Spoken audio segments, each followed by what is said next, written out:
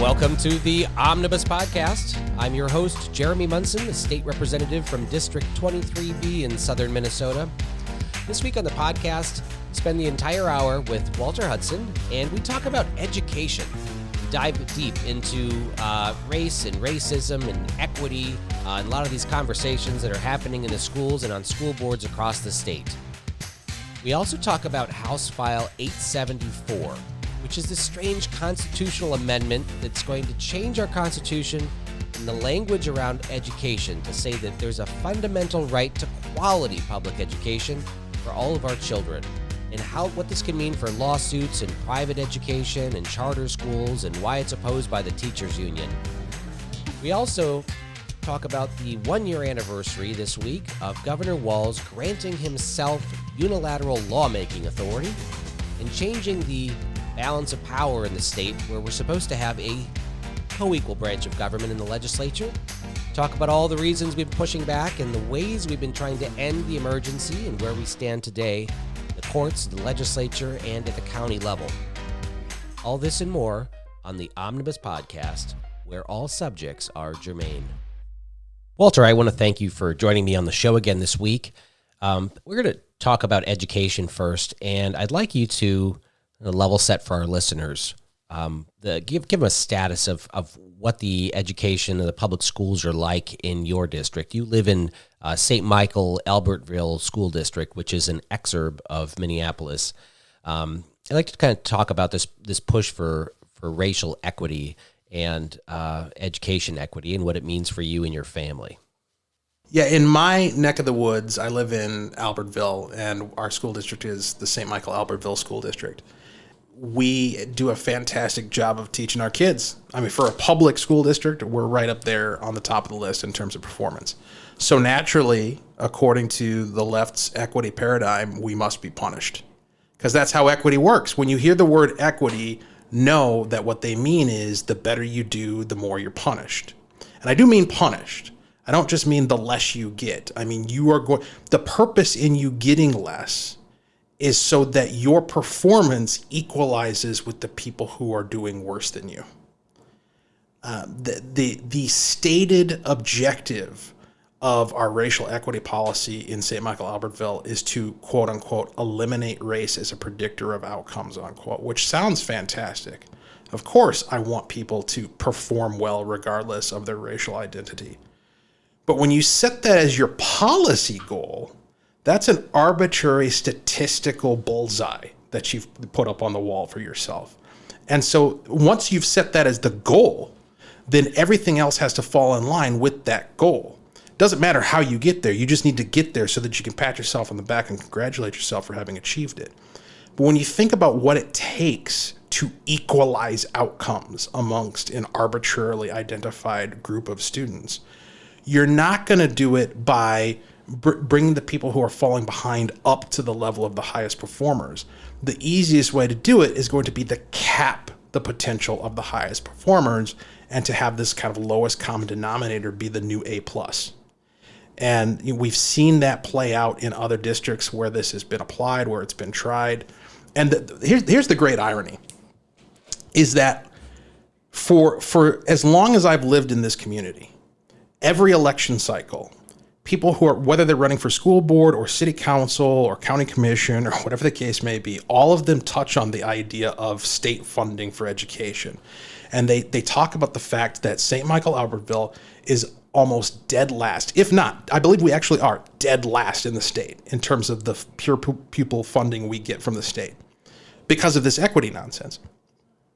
And they'll say, well, something needs to be done. We need to change the state funding formula. Vote for me and blah, blah, blah. Well, we've voted for a lot of people over a lot of years and nothing's changed.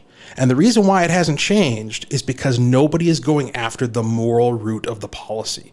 The moral root of the policy is this equity nonsense. It's the idea that in order to bring people up, we have to cut people down. Your district's doing well, so you get less money. And until we address that immorality head on and call that out for what it is, an evil policy that needs to be opposed, we're not going to see changes to the state funding formula, because anybody who comes from our community down here to St. Paul asking with their hat out asking for extra cash is going to be told, well, you guys don't need it. You're doing fine. You're the highest performing district in the state, or amongst the highest. Why should we give you more money? And if you don't have an answer to that question, which is because equality under the law is a constitutional guarantee, because it is immoral to deprive people of the funding they are owed as taxpayers and residents and children for happening to live in a particular area, it's immoral to deprive them because you think they shouldn't do as well as they're doing. If that's not our answer, we're never going to see any change to the policy. You're absolutely right. And there are so many people out there that hear equity or social justice, and they believe it's about equal opportunity. And the change from opportunity to equity, which is guaranteeing equal outcomes, correct, is completely different. Yep. It is absolutely. When I was raised, I'm 40, about 45, and when I was raised in the 1980s, it was all about don't identify race. Just forget about it. Doesn't matter. Don't you should not see color. Right. And that's how I was raised, to just accept people for who they are. Mm-hmm. And you don't even need to talk about it. And it got to be so bad that when in the 90s, I was working at the Mall of America, and somebody my age came up to buy something at the store, and I said, well, who are you working with? Because we got commission. And they'd say, well, he was a gentleman. He was about this tall. He had dark, really curly hair. Right. They're saying everything but black. Is it the black guy? Oh, I don't know. I don't see color. It's like, what do you mean, black guy? You got 5 guys here, and one of them is black. Was it black? Oh, I guess I use, okay. Like, people try so hard not to see race. Right. Nowadays, it is all about race. It's all about identifying, who you are.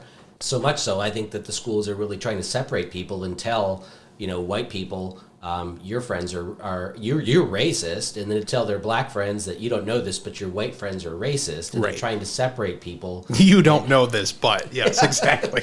So I have grave concerns around that. But Minnesota has thrown more and more money at schools than most states, per pupil. And we have, I believe the numbers came out last year that Minnesota was one of the worst, had the worst racial disparity in the country. Mm. So more money isn't the answer. And again, when I was raised in Brainerd, in a small town in northern Minnesota, central Minnesota, and they went through and they tested all these kids in preschool for IQ, and they took the top 1% of kids in the whole school district and put them in one class all together. They wanted to have this unique class of kids, 18 kids, that they would bring through the system separate from everybody else. And so I was in this class, and we had different grading. They kind of taught to the top, to let's see what happens. And that program lasted 8 years, and they did away with it because all the other parents got mad because there wasn't equity, right? Right. Everybody had the same opportunity to go in the program, right? But we didn't have the same outcome. Parents got mad. They shut the program down. Yeah. Yeah, and that's where we're headed if we don't put a quash on it now. Now, what the district will tell you if you go to your district and you inquire about this and you discover their equity policy, which I guarantee you they have, they will say, well, we have to do it because it's a state mandate. And it's true. It is a state mandate. You do have to have an equity policy. What I'm suggesting is, basically don't do it, but say you're doing it. Have an equity policy that does nothing. Make it impotent on more. And if somebody comes along and calls you on it, say, yeah, we're not doing that here, and this is why. It is a deeply immoral, impractical, and it runs counter to what it is that we're trying to achieve in education. The mission of education is to bring children up to a point where they can negotiate reality, where they can rationally form their own values and then effectively pursue them. They can't do that if they don't first acknowledge reality. And one of the unavoidable, immutable characteristics of human nature is difference amongst individuals. That does translate to statistical disparities amongst groups when you sort them out arbitrarily. Yes, you're going to find that this group does better than that group in this area, and this one does worse than that one in the other. But to take those statistical results and then make these broad sweeping judgments of white supremacy and racism and bias and ist this and phobe that is not only fallacious, it leads to practically immoral policies that literally throttle and retard the capacity of students to fulfill their potential in order to make you feel better about a number on a report. It's so absurd and so deeply immoral. The case against this just flows out of the mind and heart once you understand what's going on and what's fueling it. And I don't think it should be difficult for us to turn this around if we inform people as to what's going on. I don't even think people realize the extent to which their children are being sacrificed on the altar of this wokeness that's rising in the culture. Well, I think that the answer to identifying the problems are about not looking at race, but looking at economic status, economic level of people, and whether or not someone has two-parent household or an engaged parent. We have these charter schools that are great opportunities, especially in bad areas of the state. But unless the parent gives a damn, the kid suffers. Yeah. And we need more. We should be not testing for, but documenting parental involvement. Yes. And an income level, or God, it's just. It's. There's a big disparity between children of low economic status and wealthy, kids with wealthy families. And that is irregardless of race. It has to do with economic status, and we need to create more opportunities to lift people up and give them, America is land of opportunity, and we need to help kids that come from poor economic families to focus on issues that we can help them with. My kids have a great understanding of finance, but people from poor economic families need help with finance. Yes. Need help to better understand how to manage money or the value of money, and what money even is. What money is. Yeah. And that will help them. That will benefit them. And I think we should be, and maybe we'll find that people of lower economic status tend to be higher minorities. That's something you can identify, but we should be really focusing on people by economic status versus race. I'll tell you what makes it personal for me is I've got a 7-year-old who's in first grade. He loves to go outside and play with the kids in the neighborhood.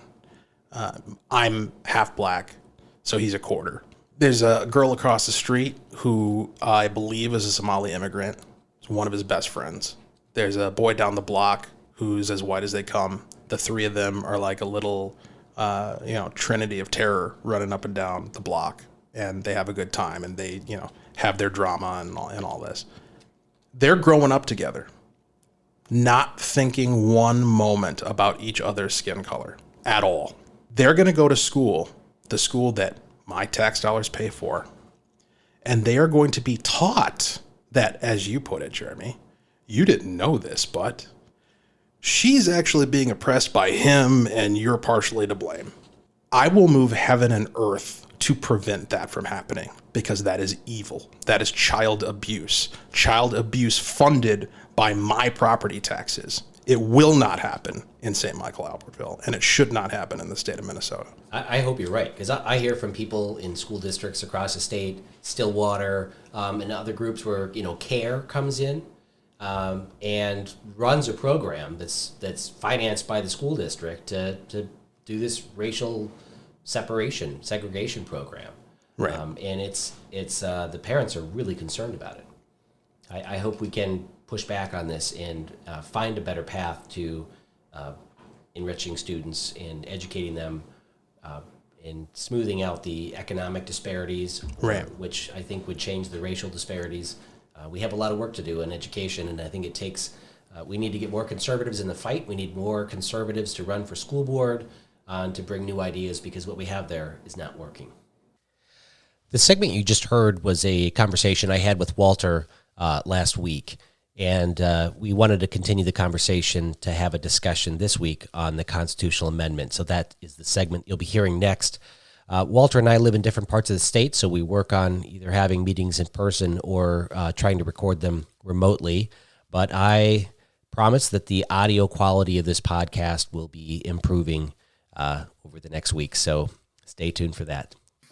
So since we had our last conversation about the equity issues that I'm dealing with in the St. Michael Albertville School District, it's come to light, coincidentally, that there's a bill making its way through the legislature, HF874, that, to my shock, is supported by a large number of Republicans, your colleagues, that would have the effect, if the constitutional amendment that this bill proposes were to be ratified, it would completely undermine any efforts from activists like myself, parents, residents like myself, who are seeking to oppose equity and its impact on our students at the local level. It would take equity and turn it into a constitutional mandate imposed by the state. It would be impossible to escape, and it would be forever enshrined as something that makes it an obstacle to quality education. Because if you have quality education, then you're going to be doing better than somebody else. Yeah. And if you're doing better than somebody else, then you're what's strange them. Is that this bill came forward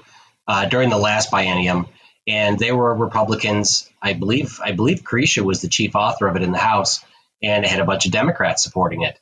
And this year we have 17 authors on the bill, and 11 of them are Republicans. I think there was a couple. It was a Republican and a Democrat that dropped off of the bill, but it's majority Republican support. And right. I see the Constitution as something that, it guides government, but it also, for the most part, limits government. And once you change the Constitution, it's very hard to get stuff. It's very hard to change the Constitution if you want to do it for shrinking the size of government, because the way that these things appear on the ballots are very deceiving. We had a constitutional amendment that came through about 6 years ago that was going to, it asked the public if they wanted to remove the legislature's ability to set their own salary. It sounded like a great amendment, but what it really did was, I remember, it let the legislators, who set their own salary, not have to make that choice of giving themselves a raise, and so they had this outside group do it for them. So it was horribly worded, and it passed. This constitutional amendment also has very similar language that sounds great, but it's between the lines, like what you were reading into, that we really need to be concerned about. Yeah, if the bill passes, the constitutional amendment will pass, because the question that will be on the ballot is, shall the Minnesota Constitution be amended to provide that all children have a fundamental right to a quality public education and establish that quality public schools are a paramount duty of the state?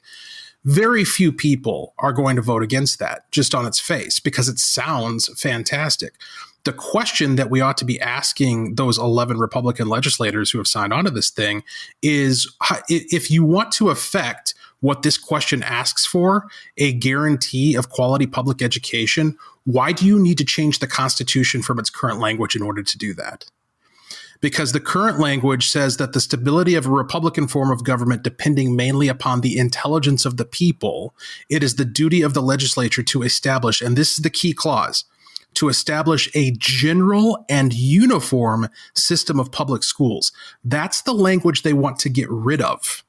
And they want to replace it with this very clever, sneaky language that says children have a fundamental right to a quality public education that fully prepares them with the skills necessary for participation in the economy, our democracy, and society. That language will be interpreted by the courts. I mean, yet people don't come up with these ideas for no reason. There's a political strategy and agenda behind this language. And the strategy is, get this passed, get it ratified, so that they can then take legal action claiming that any sort of disparity in outcome is prima facie unconstitutional. Like right now, they'll tell you it's racist. That if this passes, they'll be able to claim that it's also unconstitutional because every child is guaranteed quote unquote quality education. I find it really interesting that they also strike out that the stability of a Republican form of government, those words, because in our Constitution, it requires that we have a Republican form of government. And they're also replacing it with, language saying that it's our democracy. Maybe Right. This is probably something else that I'm reading into this, but we got into a big floor fight on those words exactly. Talking about whether we have a Republican form of government or a democracy on the House floor when they were trying to pass a House resolution before. Every word of this I think is important and could be the basis of a lawsuit, right? I mean, that's the real fear that people are talking about is if this passes and we alter our Constitution to say that everybody has a fundamental right to a quality public education, can then you sue as a parent? Can you sue because your child's education isn't quality, right? What is the definition of quality? It's Right. The standard of something is measured against other things, it must be, it has to be compared to something. How does the court decide what quality is? Well, and juxtapose that against the existing language, which says that a general and uniform system of public schools shall be established. So if general and uniform is not adequate, because that implies equality, right? General meaning universal, uniform meaning everybody gets basically the same education. They want to replace that with this notion of quality because if the general and uniform, which is the status quo, is not producing equal outcomes, then that's why they have to cut and paste and get rid of it in order to insert language that they can then claim mandates equal outcomes for all students. And, it really doesn't even say currently that there's a general and uniform, education quality. It's talking about a general and uniform system of public schools. Right. So that's how schools are created. This is an interesting history in our schools is that when the state was set up and we measured all of the townships, right? Each township is 36 square miles. And then in the middle of each township, they built a little one-room schoolhouse for that township. And over time, townships merged their schools together and created a district school. But the school owned 1 square mile of land for every 36 square miles. So the school district owned that land and they leased it out for the benefit of the school so they could raise money to pay teachers and build their school. And over time, they actually sold that land and exchanged it for valuable timber and mining land in northern Minnesota. And so the school has millions of acres of valuable mining and timber land up in northern Minnesota. And it's all part of the school trust of land that they're supposed to be using to fund the school districts across the state. And that is not being properly managed by the Department of Natural Resources because government was tasked with doing it. They sell some licenses, occasionally sell timber permits for cutting down timber. But we're not properly managing the lands for the schools. Interesting tidbit of information. But I think it's important as we talk about one of the biggest complaints of schools is just improper funding, right? What are they going to use this constitutional amendment for? Right. Getting more money for schools. And we're already doing we're already doing a disservice to the schools by mismanaging their land and their resources. When we went through the Constitution to figure out what we are required to spend money on, education is one of the only things, education and the environment. And it's because of the original constitutional amendment that talks about taxes, which the new one, I don't even think mentions it, does it? I don't know. No, it says the legislature shall make such provisions by taxation. And that was what was in the original one. So the second one actually doesn't even say we have to pay for it. Well, that would seem to be implicit, I would imagine. The one thing I will note is that while you're absolutely correct that this will be utilized in order to seek more funding for the education system, it's not going to be seeking more funding for districts like mine in St. Michael Albertville, because the current state funding formula, which has a moral justification rooted in the concept of equity. In other words, we're seeking equal outcomes across the state. And because we do well up here in our district, we get the least amount of money from that state funding formula because we don't need you guys doing this much better. God forbid you were to do even better than you're doing now. Then we would really look bad in Minneapolis, right? And so that's the status quo. They pass this, it goes into overdrive. It goes into hyperdrive, warp speed, where we are never going to see a dime in districts like ours that are doing well, districts that are managing their fiduciary role responsibly and producing good results.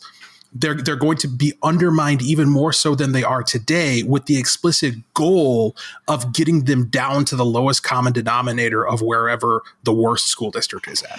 Well, what I found interesting about this amendment and made me question, maybe this is why Republicans are on the bill, is because the Minnesota teachers unions are absolutely opposed to this amendment.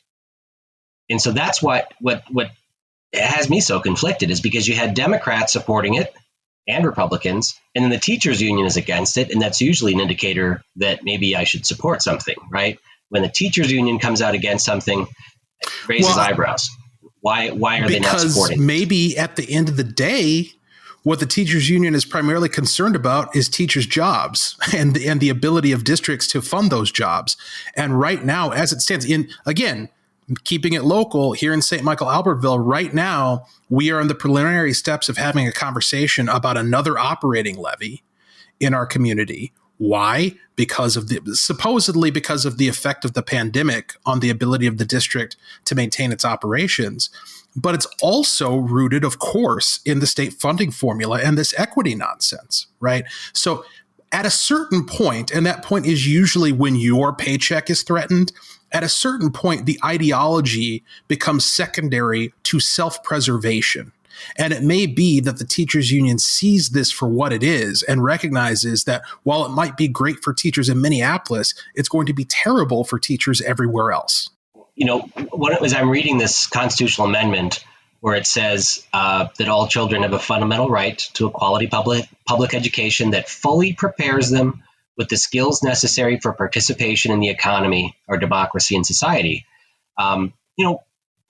What part of the economy are the kids going to be participating in? Are they going to be flipping burgers or designing space shuttles? Right?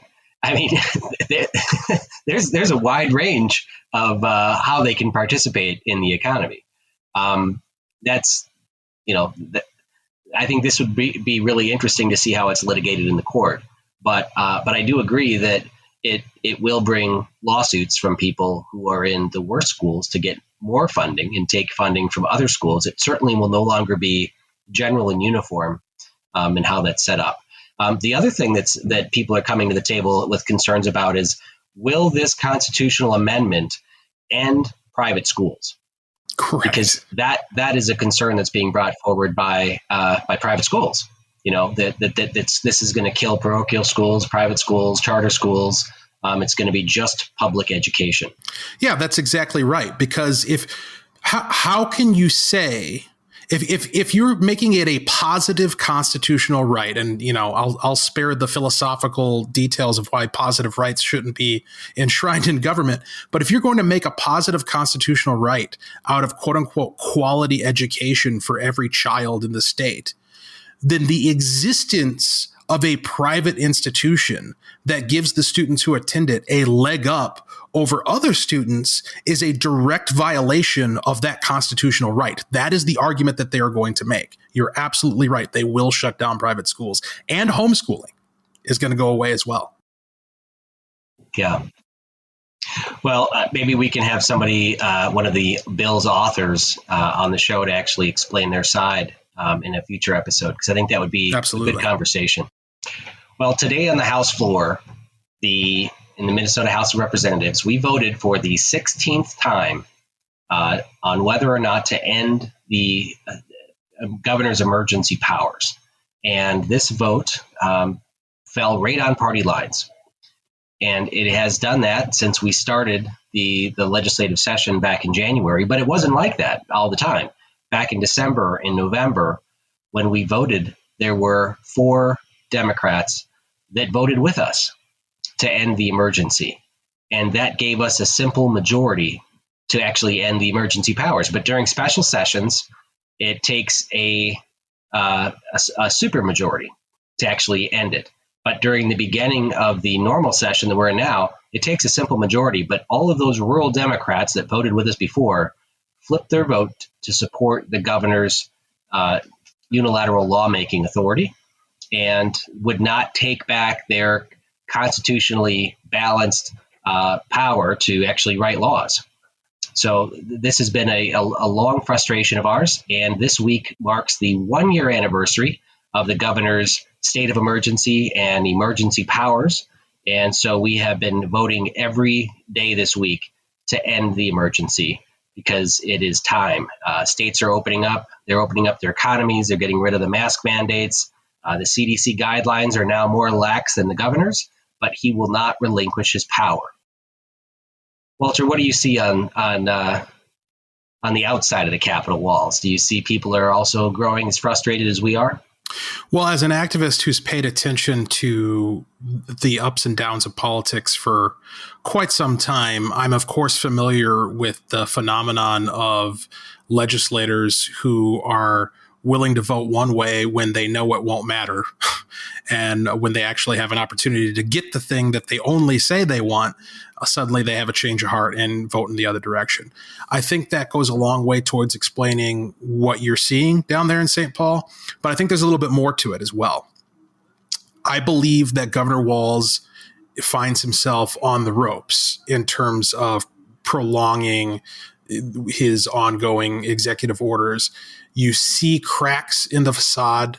Connecticut is opening up. Connecticut, what part of the tri-state area on the East Coast, blue Connecticut, is opening up almost completely, as far as I know, next week.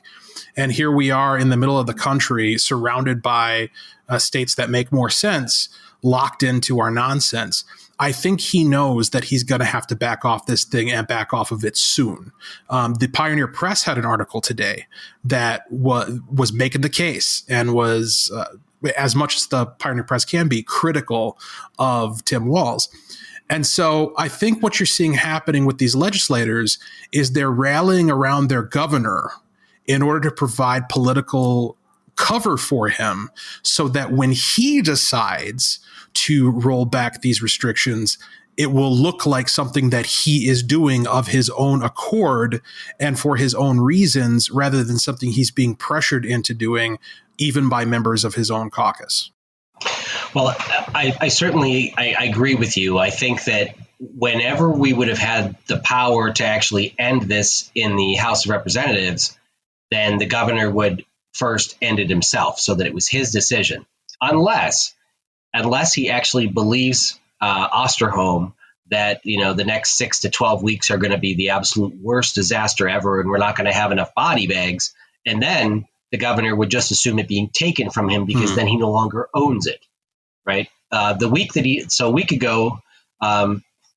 year ago this week, I was over at the governor's residence, and it was just before he announced this emergency, and we were having this conversation about what he was going to do, and he mentioned calling out the National Guard to bring more order, right? I mean, this was going to be he was thinking even a tighter lockdown than he originally thought by use of force. I mean, that was extreme. But, I mentioned once you make this decision, you own it, right? I mean, this is all you. If you maintain freedom and you encourage people, you have guidelines, and you say, these are the recommendations that you should do, then the people own their decisions. But once you take control of those reins, you own all that. What happens to our economy, the deaths, could you have prevented them, all that kind of stuff. And I mean, it was a tough decision for him to initially jump into the driver's seat, but he just has not given up control at all. And especially to the legislature, right? the whole idea, and if we jump into chapter 12.31, it says the governor can declare a peacetime emergency when there's an act of nature, a technological failure, a malfunction, a terrorist incident, an industrial accident, a hazardous materials accident, or a civil disturbance that endangers life and property, and local government resources are inadequate to handle the situation. So, in other words, these are all short-term things. An act of nature, a tornado, flood, right? Technological, these are all very temporary things and very focused on one part of the state. So it's unreal that the state of emergency could be declared for a virus. But then it says that the executive council, so he can declare it, but then his lieutenant governor, attorney general, the auditor, secretary of state, they can extend it past 5 days to up to 30 days. And then the legislature has the ability to veto that after 30 days by having both bodies vote to end it.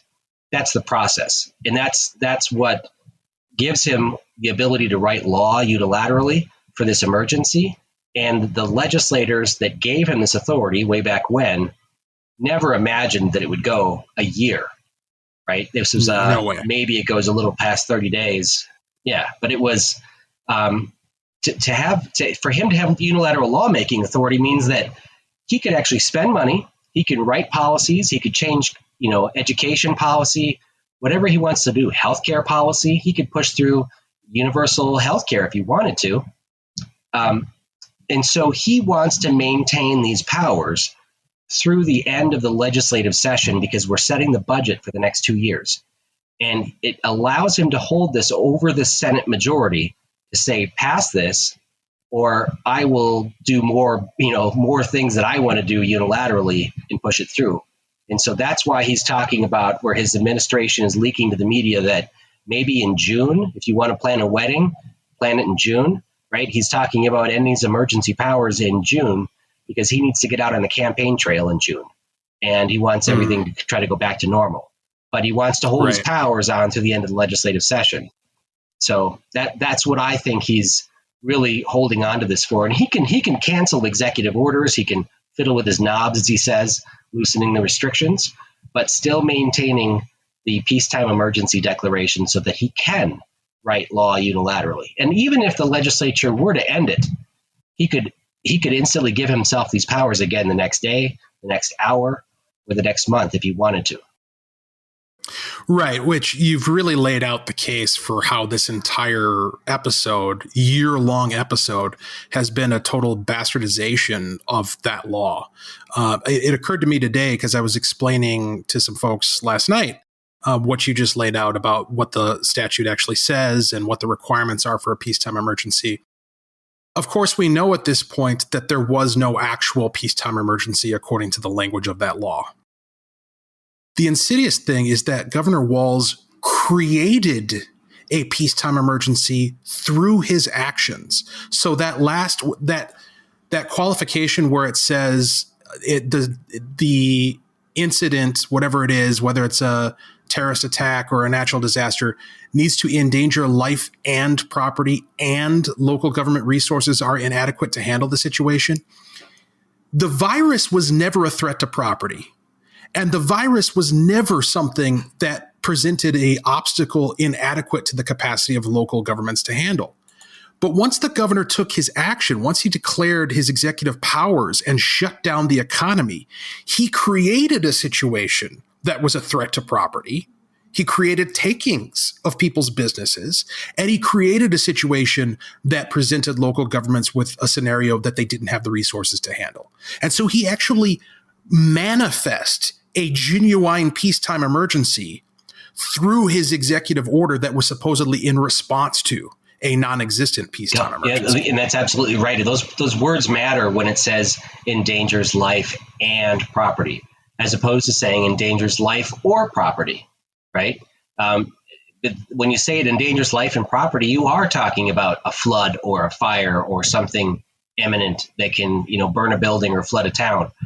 And then when we get to the local resources are inadequate to handle the situation, I will admit that there were some local counties that did not have adequate resources. We saw hospitals that were overrun. But once we got the hospital numbers down and we got funding from the federal government given to the counties or the cities, then they had the local resources. Right. In fact, I started a petition to actually get people to bring a resolution to their county saying they had adequate resources. And then if they were to pass that, it would end Walz's powers in their county, which is what Colorado started opening up county by county. Now, we actually sued the governor right away. We filed a lawsuit, and not right away, but in May, we got the final language together for our lawsuit and sued him. And we lost in county court, in Ramsey County Court. And we just had our oral arguments in front of the appellate court last month. And the judges in the appellate court actually said they have to look at laws that are passed by the legislature as if they're constitutional. They have to assume they're constitutional.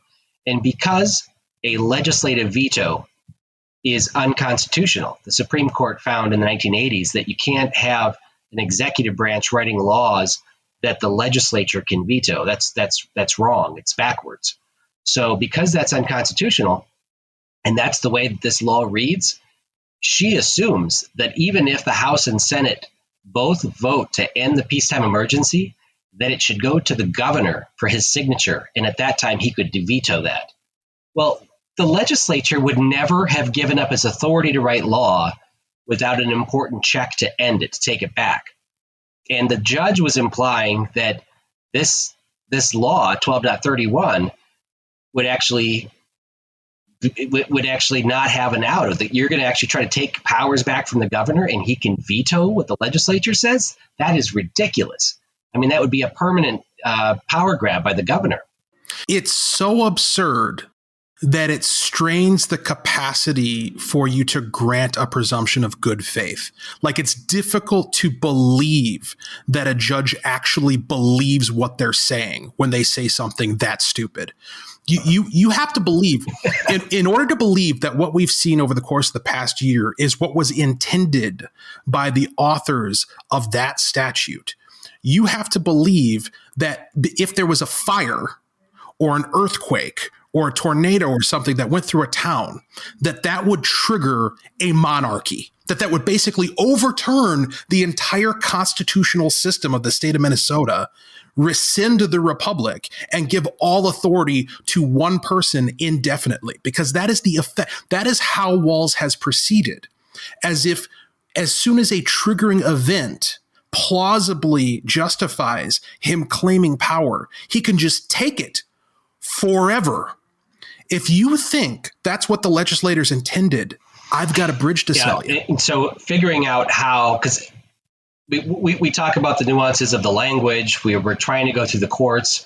The judge has 90 days to rule for the appellate court, so that's going to be another 2 months.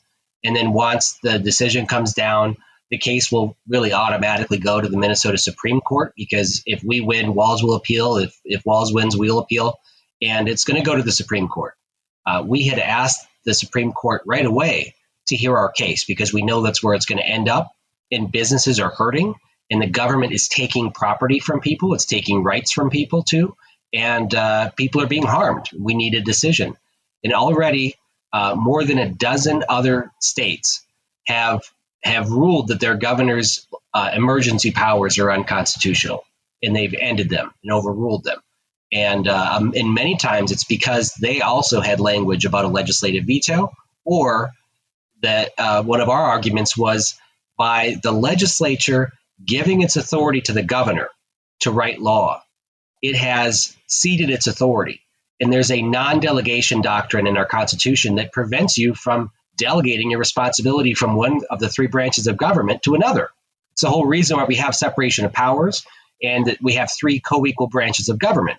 And so some of the other states have overturned the governor's powers based on that you can't give up legislating authority to the governor. So, I mean, we also argue that it wasn't an act of nature, but the judge said, no, Ellison claims that the virus is an act of nature, and so that would qualify. But we should have made a stronger argument about this life and property portion of the law, because that clearly shows that a virus doesn't endanger property. My question for a judge making that ruling would be, okay, if you think COVID-19 qualifies as a natural disaster, let's compare type against type, right? Like, what virus isn't a natural disaster? Is flu season a natural disaster every year? I mean, what's the threshold? Yeah. Where's the line? Where's the boundary? Right, because we have 80,000 people that die from a seasonal influenza. Does that then create a state of emergency where the governor can start, spending money unilaterally without the legislature? That is a big concern. And that's one of my concerns, is that we're setting a dangerous precedent going forward. Now, in addition to trying through the courts and trying to, we wrote the first resolution, the New House Republican Caucus did a year ago in April to end the emergency powers. We researched how to do it, and we had the first vote on the floor. And there were only 12 Republicans that voted with us. The rest of them were scared to, and the Democrats all voted against it. And from there, we slowly build and get more and more Republicans on board, and eventually some Democrats. But that isn't going anywhere. I think we agree. We also filed articles of impeachment this year against the governor because of just his egregious actions and not giving up his powers and the damage he's done to our economy. And then there's also the movement to try to have the counties declare that they have adequate resources, which would, again, free up, create freedom counties, I like to call them, and try to push back on the control of the governor. And then this week, we also saw that the city of Ramsey voted that they're not going to enforce one of the governor's executive orders there. That was a little pump of freedom. It's absolutely fantastic. To the best I can tell, they were able to pass in Ramsey what I attempted to pass in the city of Albertville. I put forward a resolution very early on in this process last year. I think it was in June or somewhere in there, June, July. I attempted to pass a resolution that was basically the same thing that Ramsey just passed. Wasn't able to get a second, wasn't able to get the votes. But I put everybody on the record because we need to know where people stand in terms of whether or not they think the swampy relationships with officials in St. Paul to win bonding projects is more important than the essential rights of the residents of their city. Ramsey, it's just a fantastic celebration and milestone seeing 4 council members, because it was a 4-3 vote, come together to make that tough call. And I'm telling you, from the perspective of a city council member, that's a tough call. When you've got your city attorney staring you in the face saying this is a terrible idea, you're opening yourself up to legal liability. You've got your city administrator sitting there telling you we're not going to be able to lobby for our bonding project for the highway we need to have go through town, or the bridge that we need to have built, because you're going to tick off the governor and he's in control of the purse strings. And you've got all these people who are telling you you're gonna be responsible for deaths, bodies piled up in the street by going against the guidance of the state, and you vote for liberty in spite of that. That takes guts. Those people deserve to be celebrated. And for you doing this last summer, when it was when everyone was scared, that I think right now I feel that so many people are just done with it. And I think it's regional. I mean, you go up to the cities, and I still see people jogging by themselves wearing a mask. But down here in rural Minnesota, there's a lot of even stores you can go in without a mask, gas stations and such. I think people are just kind of done with it. And it's not just the mask; it's just they're sick of the limitations. We saw that over the holidays, where people just disregarded the governor's orders to not gather in people's houses, and we didn't see a major spike, but that was just after the time where there was a large spike, and then of course the Super Bowl, they were just absolutely petrified about things that were going to happen, and there was no spike from the Super Bowl either. So I think science proves, and then the data between masked states and unmasked states, relatively the same for cases. So I think the science shows that masks are not effective at least.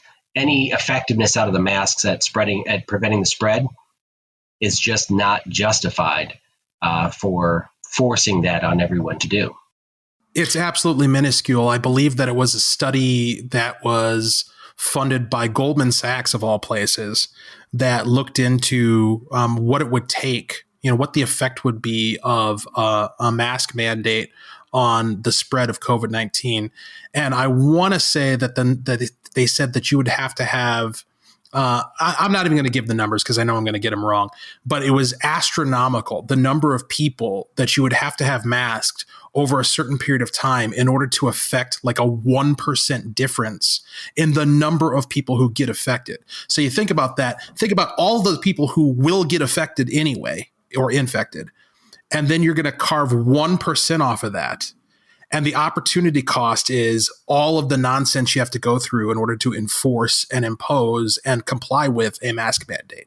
It's absurd policy by any standard.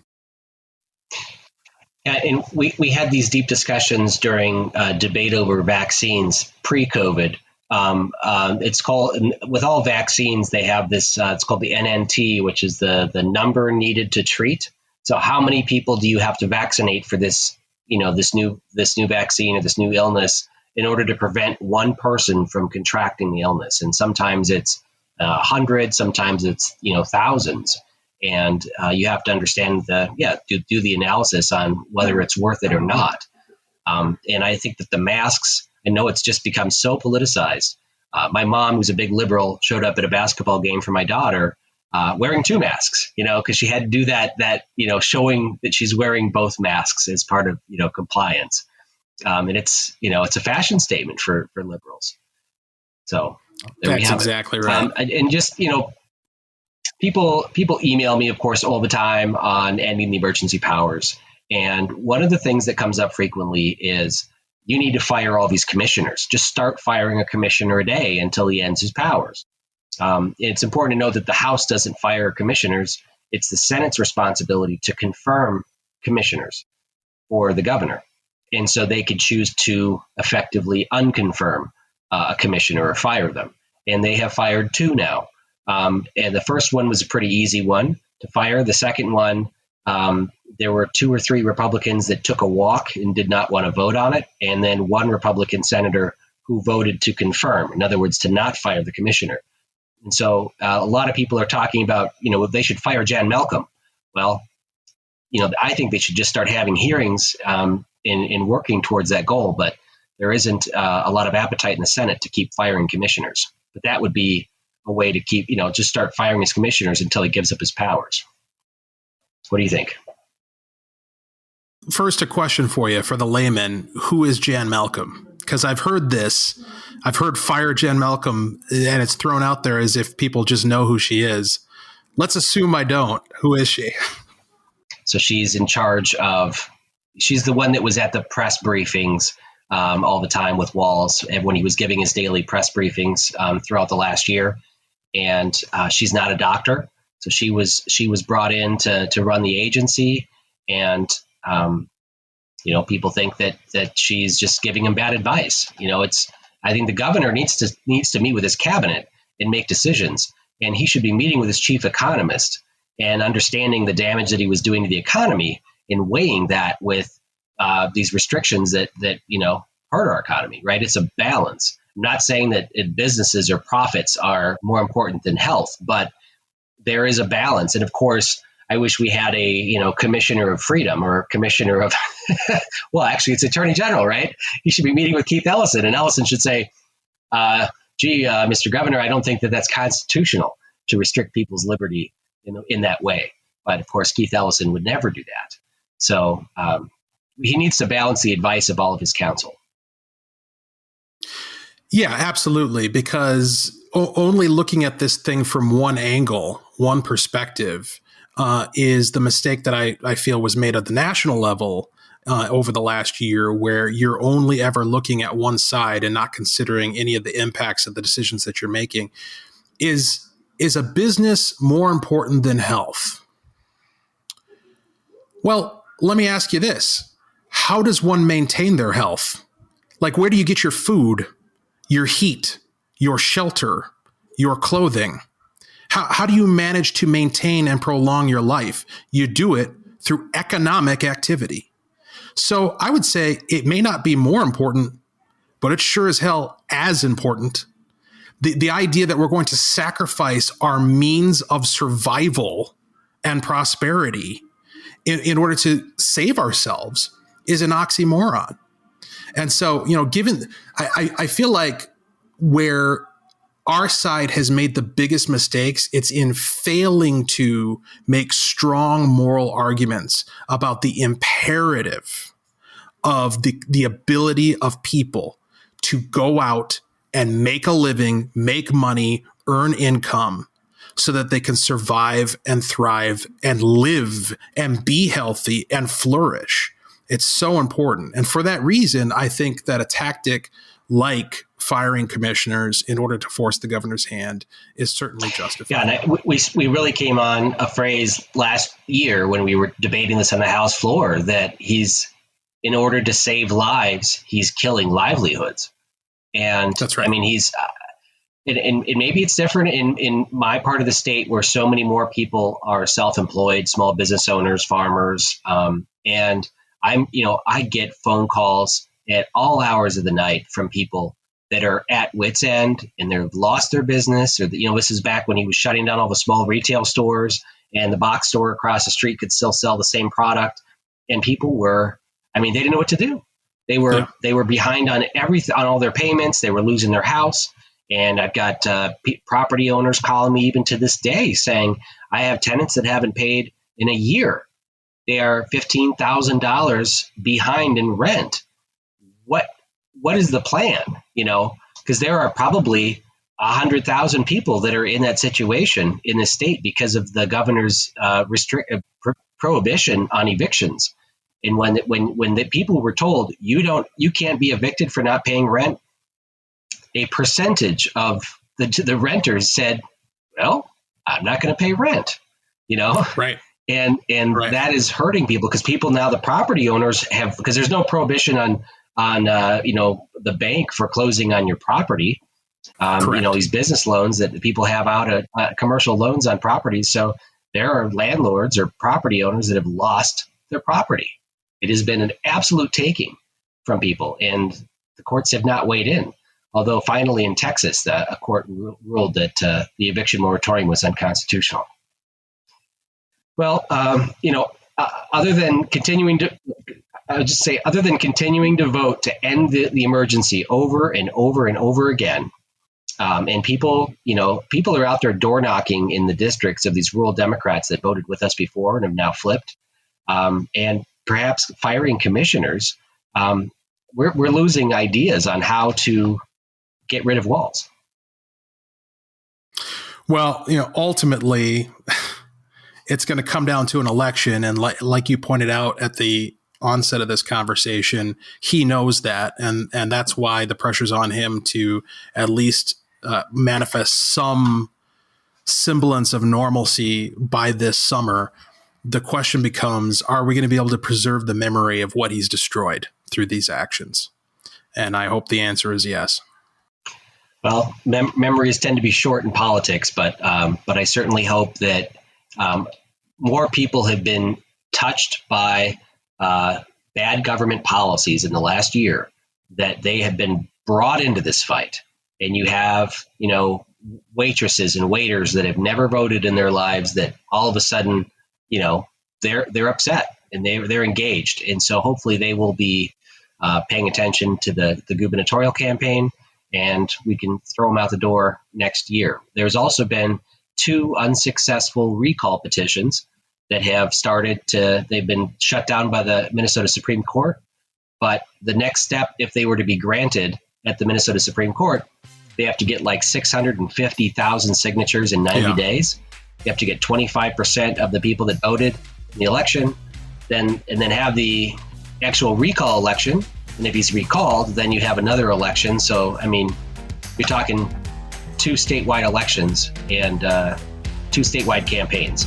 And that would be very difficult too. Well, you've managed to waste a perfectly good hour again listening to the Omnibus Podcast. I want to thank you so much for listening and ask that you share this on social media so more people can take a deep dive into legislation here at the Capitol. Coming up next week, we hope to have former Senator and Dr. Scott Jensen on the podcast. He recently announced his run for governor, and we want to talk to him about legislation, get some perspective on things here at the Capitol. We'll be talking about health care. Of course, we'll be talking about the governor's response to the coronavirus over the past year and the senator's involvement in that. He's been really front and center on pushing back on the policy. We'll also talk about the Second Amendment and Senator Jensen's bills that he signed on to and co-authored and chief-authored last year around gun rights. So thank you so much for listening to the Omnibus Podcast, where all subjects are germane.